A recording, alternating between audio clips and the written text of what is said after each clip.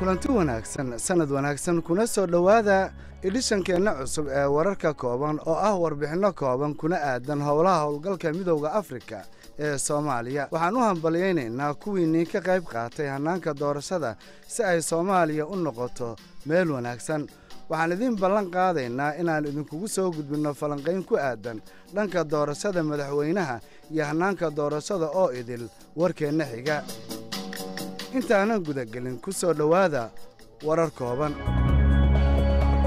maxkamadda sharciga ah ee Soomaaliya ayaa lagu amaanay inay adkeeyeen xukuumadda la xiriira dambiyada xadgudubka galmada ciidamada AMISOM oo ugu deeqay raashin iyadoo abaar ba'an ay haysato qaybo badan oo Soomaaliya iyo ciidamada booliska Soomaaliya oo loo tababaray xirfadaha ka hortagga xadgudubka galmada iyo jinsiga iyo intaas iyo in ka badan markaan isku soo noqono waxaan ku bilaabaynaa sheekada ah tababar qaadanaya 3 bilood loona fidinayo ciidamada booliska Soomaaliya loo qoray ee Kismaayo oo ay bixinayso qayb ka mid ah booliska AMISOM oo daba jooga barnaamijyadii sanadkii hore asagoo xiriirinaya xafladda hoggaanka qaybta tababarada iyo horumarinta booliska AMISOM ku-xigeenka kormeeraha booliska Emmanuel Ogomunwezie oo ka hadlay anfaca barnaamijkan wuxuuna muujiyay kalsoonida uu ku qabo inay Jubbaland yeelato booliis tababaran dhammaadka barnaamijkan. Total of 201 201 ayaa ka qayb galaya koorsooyinka shaqo qorista oo qaadanaya 3 bilood. waxaana ku guuleysanay tababarka wajiga koobaad iyo wajiga labaad. waxaana aaminsanahay kooxdan markuu u dhammaado tababarkooda in la heli doono ciidan booliis Soomaali ah oo xirfadaysan oo tababaran oo la wareega deegaanka.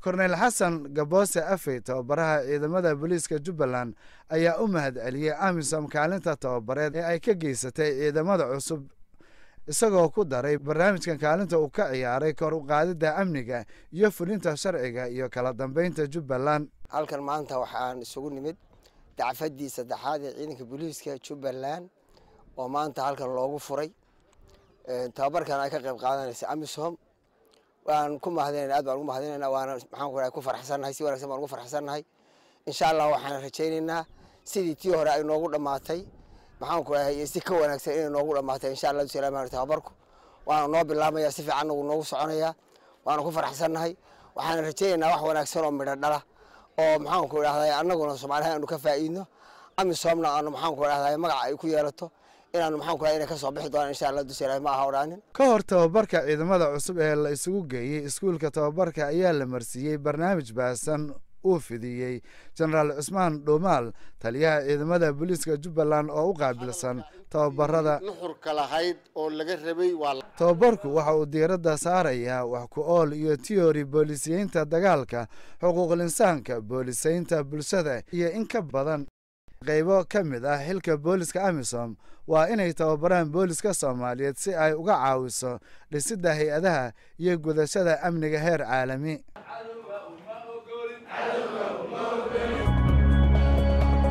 dhinaca baydhabo booliska AMISOM qaybta genderka ayaa bilaabay olole lagu kordhinayo ka warqabka xadgudubka galmada iyo jinsiga ee gobolada dalka Soomaaliya.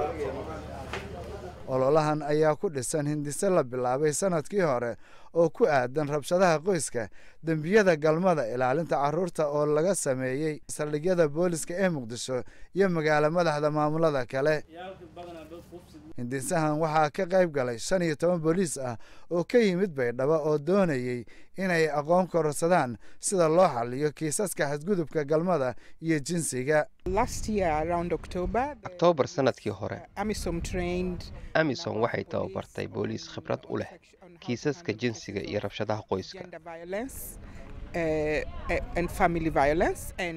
waxaana la xiriira samaynta saldhigyo booliis oo leh xalinta rabshadaha qoyska dambiyada galmada iyo ilaalinta carruurta.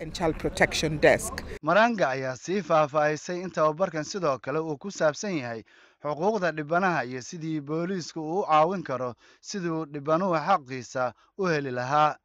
nuur axmed maxamed oo ah boolis Soomaaliyeed oo jooga saldhigga booliiska Baydhabo oo ka qayb qaatay tababarkan ayaa ka hadlay faa'iidada tababarkan ee ku aadan xadgudubka galmada iyo jinsiga. maanta waxaa meeshaan ugu sii seminar oo ah sida haweenka iyo carruurta loo daryeelo oo meena yani booliiska iyo shacabka si isku dhaqmaan mas'uuliyad loo daryeelo seminar saas meesha ku qaadanay maanta marka waxa ka fahmay awalban waa fahamsanay haddana waxa fiican ka fahmino si oo carruurta iyo haweenka loola dhaqmo dadweynaha intaas ka fahmay bilowgii bishan kooxdu waxa ay bilaabeen mid ka mid ah olole wacyigelin ah oo ay la bilaabeen booliiska Jubbaland ee Kismaayo iyo Beledweyne.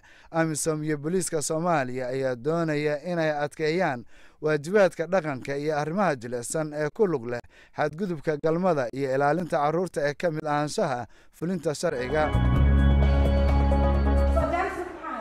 dhanka kale xukun ay gaartay maxkamad ku taalla Galdogob ee maamul goboleedka Puntland ee Soomaaliya ayaa 5 nin ku xukumay xabsi oo kufsaday iyo jirdil ay u geysteen inan daayar. taasina waxay tusaale u tahay kiisaska noocan oo kale ah ee dalka ka jira.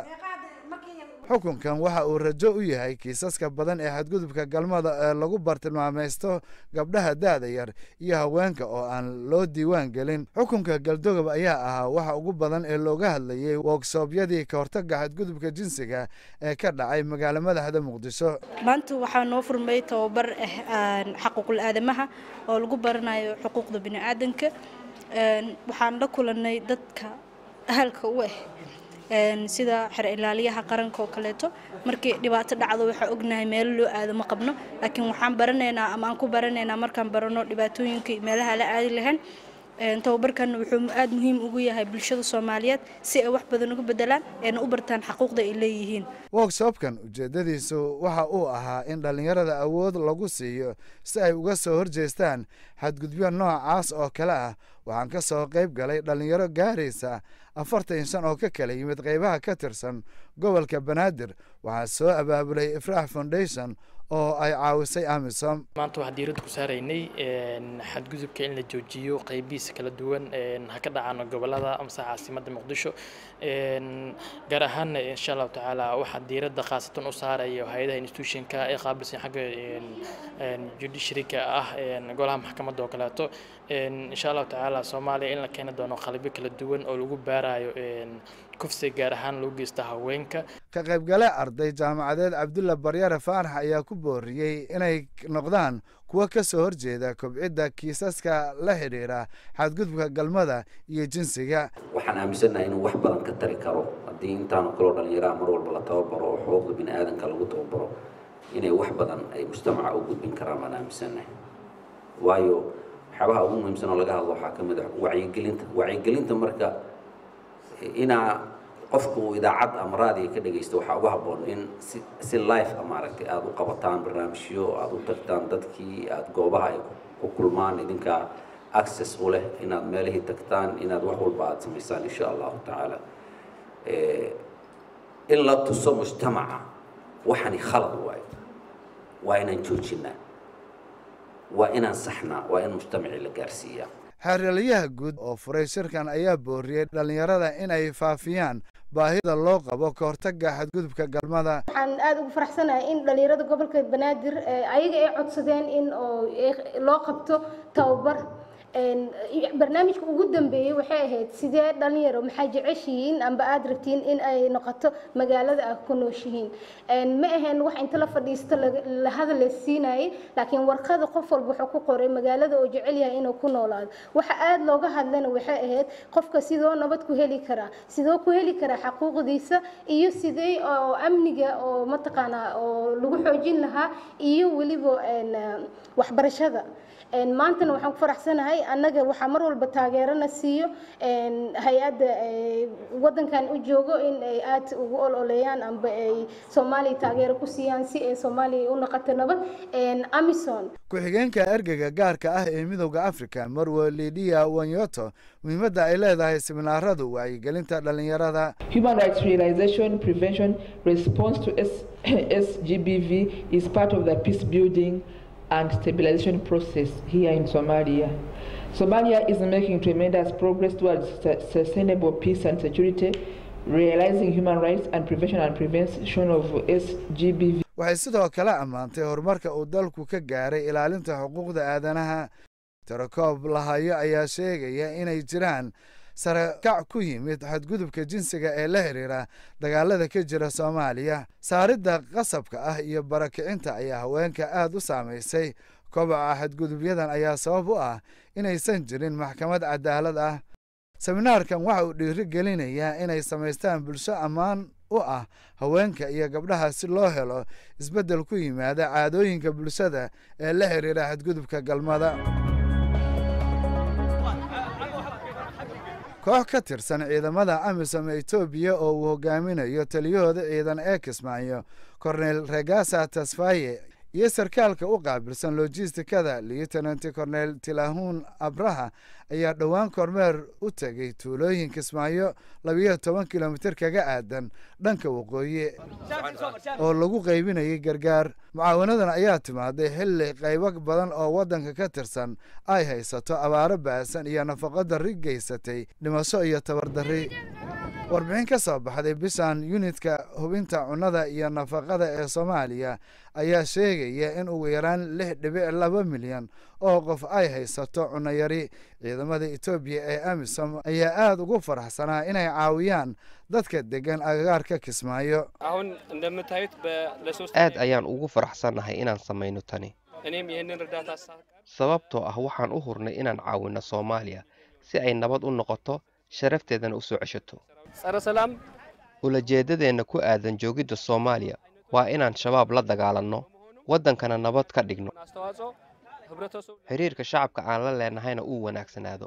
hogaamiyaasha deegaanka ayaa AMISOM uga mahadnaqay mucaawanada iyo dalabka ay ka dalbadeen inay u qodaan ceel si ay uga gudbaan abaaraha. waxaa lii siiye baasto saliid aa lii siiye qaar allah idin siiyo tan allah idin dhaliyo waa oomanahay biyihii dhanaanay naga noqdeen maxaa la dhihi jira meeshaan waa yeel iyo wax jirana ka buuxa beer ma qabno galay ma leh waxaan cunno ma leh. ciidamada AMISOM ayaa ugu deeqay cunno iyo daawo bulshada degan deegaanada u dhow xerooyinkooda sababtoo ah Soomaaliya waxaa soo food saartay dhibaatooyin bani'aadanimo oo keenay abaaraha sidoo kale saameeyay xoolaha.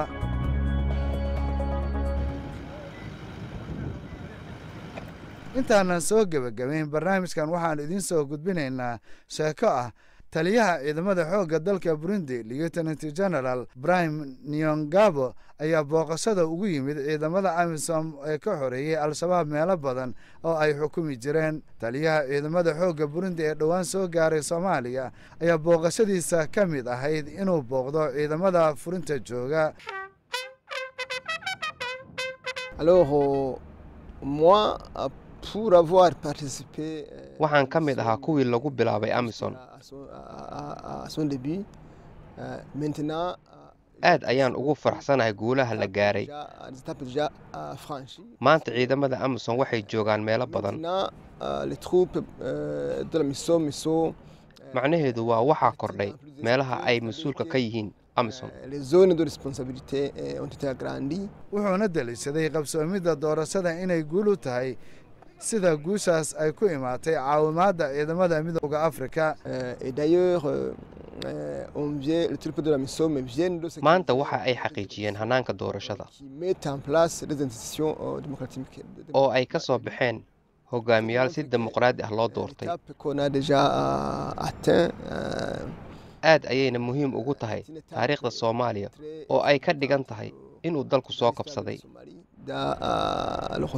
taliyaha ciidamada xoogga Burundi wuxuu sidoo kale kula kulmay saraakiil ka tirsan AMISOM xaruntooda oo warbixin laga siiyey horumarka laga gaaray howlgallada looga soo horjeedo al-shabaab.